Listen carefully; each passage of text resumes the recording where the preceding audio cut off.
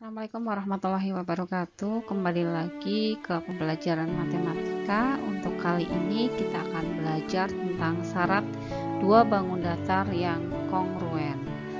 Pertama, marilah kita buka dengan bacaan basmalah terlebih dahulu.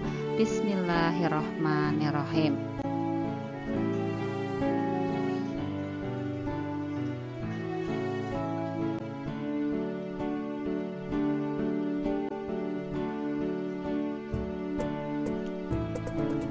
Perhatikan gambar berikut ini.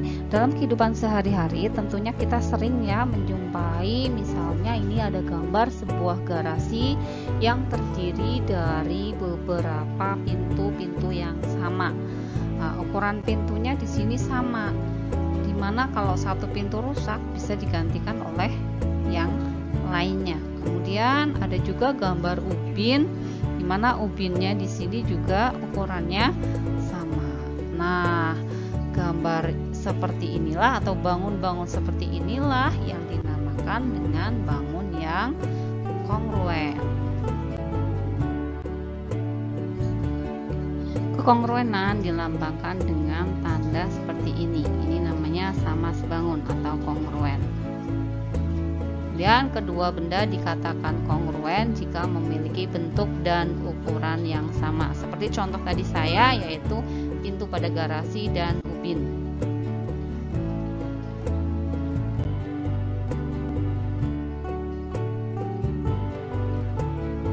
Lalu syarat dua bangun dikatakan kongruen itu seperti apa sih? Maka kita ikuti penjelasannya berikut ini. Baik, untuk menjawab syarat dua bangun dikatakan kongruen, maka kita perhatikan contoh berikut ini. Di sini saya mempunyai dua buah persegi panjang, ada ABCD yang diketahui AB-nya 6 cm, AD-nya 2 cm.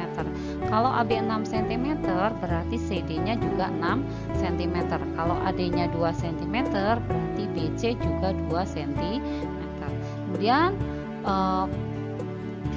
persegi panjang yang kedua yaitu ada EFGH, di mana yang diketahui GH-nya 6 cm.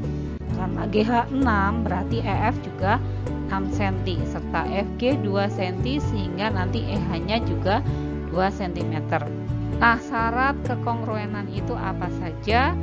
Ada dua syarat. Yang pertama kita lihat yaitu sisi yang seletak. AB, kita mulai dari sisi AB ya. AB seletaknya dengan apa? AB itu seletak dengan EF. Panjangnya bagaimana? Di sini 6, ternyata EF juga 6. Kita tuliskan bahwa AB seletak dengan EF, di mana AB ternyata sama dengan EF, yaitu sama dengan 6 cm. Kemudian yang kedua, setelah ada AB, maka di sini BC. BC seletak dengan FG.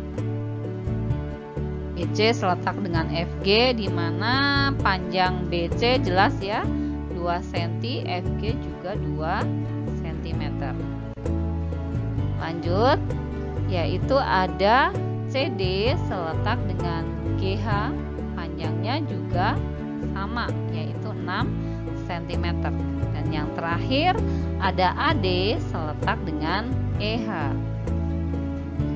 atau DA seletak dengan EH, di mana panjangnya DA sama dengan EH sama dengan 2 cm.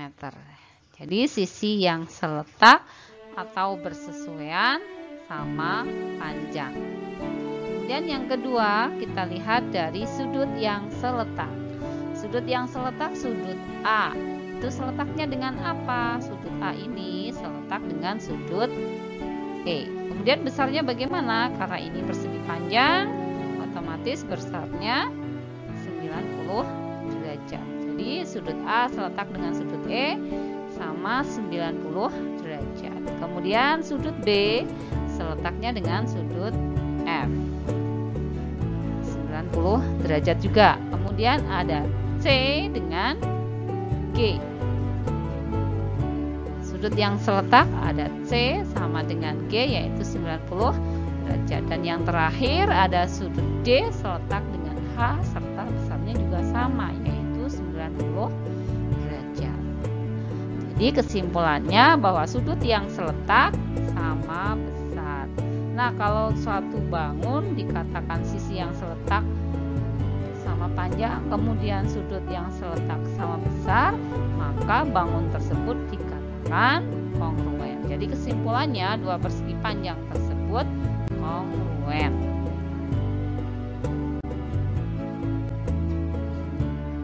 Kita tuliskan bahwa syarat dua bangun datar yang kongruen ada dua. Yang pertama yaitu sisi yang seletak atau bersesuaian sama panjang. Kemudian syarat yang kedua, sudut yang seletak sama besar.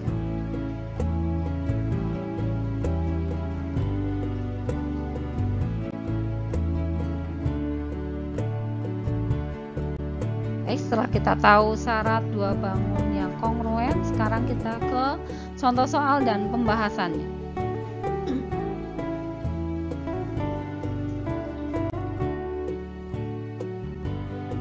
Kita mulai dari contoh yang pertama. Di antara pasangan bangun berikut, manakah yang kongruen? Ada dua buah persegi panjang ya, di situ diketahui ini sisinya sama, maka caranya bagaimana? Cara mengecek, kita bisa menggunting salah satu kemudian ditempelkan ke yang lainnya.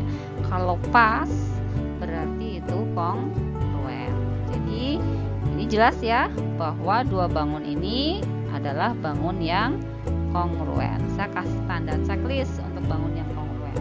Sekarang gambar yang kedua. Bagaimanakah gambar yang kedua ini? Di sini terlihat jelas bahwa ukurannya berbeda. Padahal tadi kalau yang seletak syaratnya harus sama panjang. Berarti ini jelas tidak kongruen. Saya kasih tanda silang karena ini tidak kongruen. Gambar yang ketiga, diperhatikan sekilas sepertinya sama, tetapi diperhatikan ini sudutnya. Kalau dari sisi ini sama, tetapi karena sudutnya berbeda, yang ini merupakan persegi, sedangkan yang ini merupakan belah ketupat.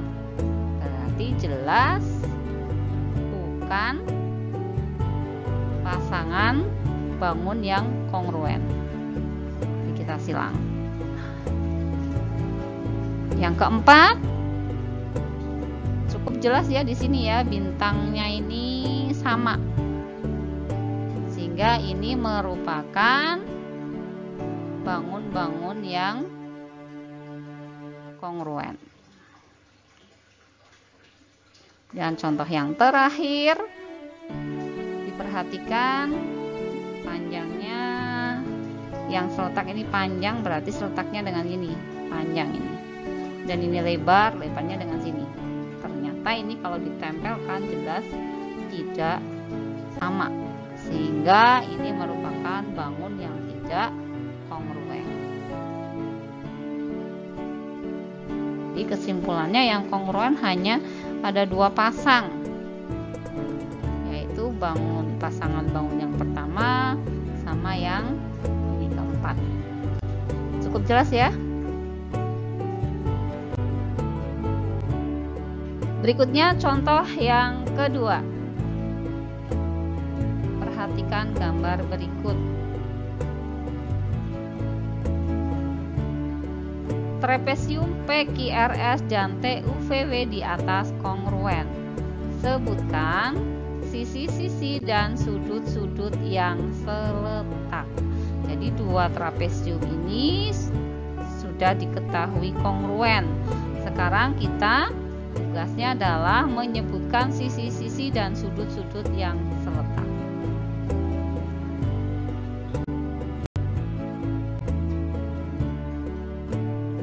Langsung saja kita ke pembahasan. Tadi diketahui bahwa PQRS kongruen dengan TUVW. Kita munculkan kembali gambarnya sehingga kita bisa menyebutkan sisi yang seletak. Diperhatikan sisi yang seletak PQ PQ. PQ seletaknya dengan apa? Maka kalau untuk mengetahui sisi yang seletak, kita bisa merubah posisi salah satu ini untuk hadapnya sama. Ini kan TU-nya hadap ke sini, PQ-nya ke sini, sehingga ini bisa dirotasi sebenarnya.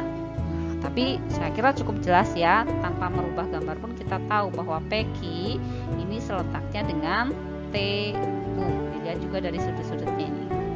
Jadi kesimpulannya PQ seletak dengan TU.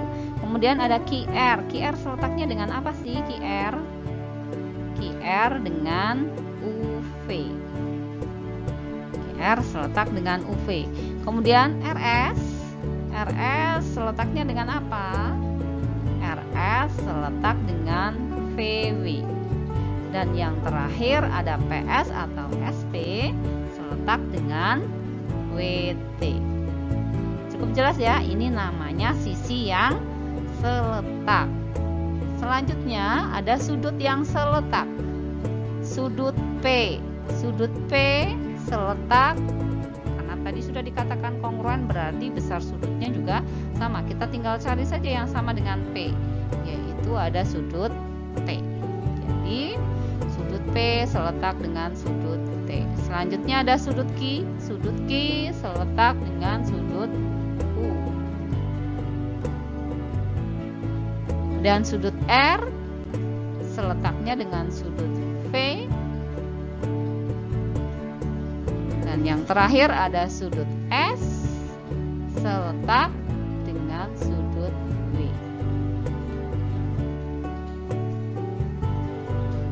Mudah-mudahan bisa dipahami dengan baik. Kita lanjutkan. Contoh yang ketiga.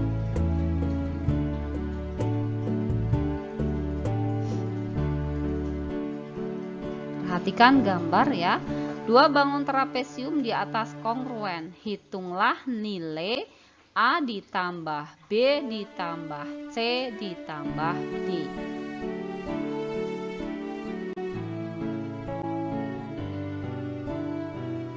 Kita langsung ke pembahasan.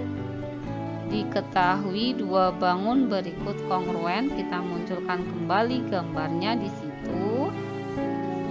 Karena kongruen berarti ada sisi yang seletak dan sama panjang, yaitu sisi A ini, A seletak dengan 15, sehingga nilai A sama dengan 15 cm.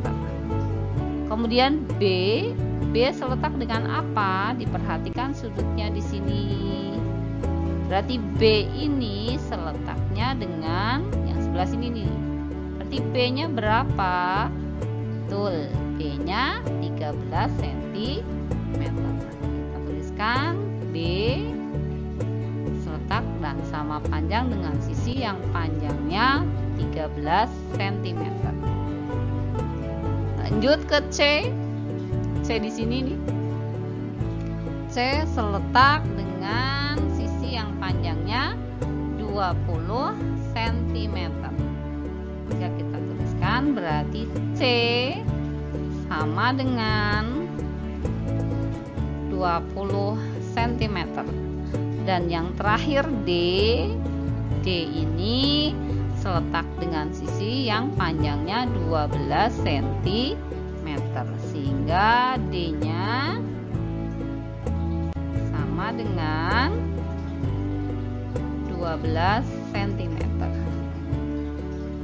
Jadi nilai A ditambah B ditambah C ditambah D sama dengan, hanya kita masukkan 15 ditambah B-nya 13 ditambah C yaitu 20 ditambah dengan D yaitu 12.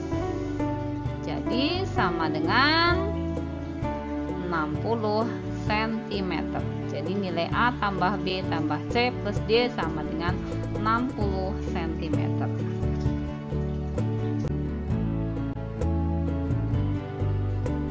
Dan contoh yang terakhir, sehingga ada 2 buah jajar genjang. Perhatikan gambar. 2 jajar genjang di samping kongruen. Tentukan nilai X ditambah Y.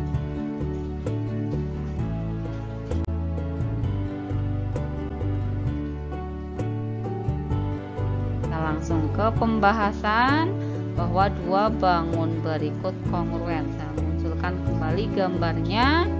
Di sini ada 2 buah jajar genjang.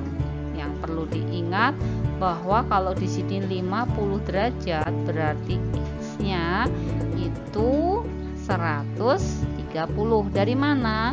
Karena sudut yang berdekatan ini nilainya harus 180, jumlahnya harus 180.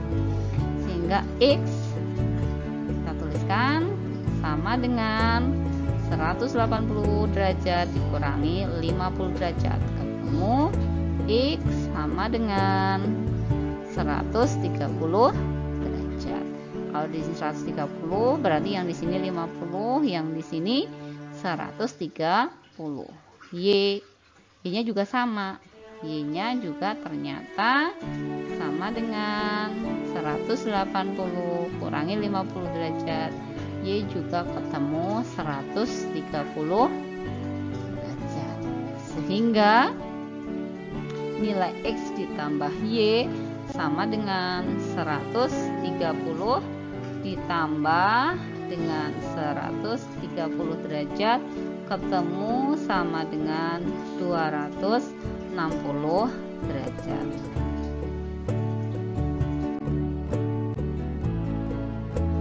Demikian pembelajaran kali ini, kita tutup dengan bacaan hamdalah bersama. Alhamdulillahirabbil alamin. Mohon maaf atas segala kekurangan, mudah-mudahan bisa dipahami dengan baik, dan terima kasih atas segala perhatian. Untuk pertemuan berikutnya insya Allah kita akan membahas tentang segitiga yang kongruen atau syarat kekongruenan pada segitiga. Sekian, terima kasih. Assalamualaikum warahmatullahi wabarakatuh.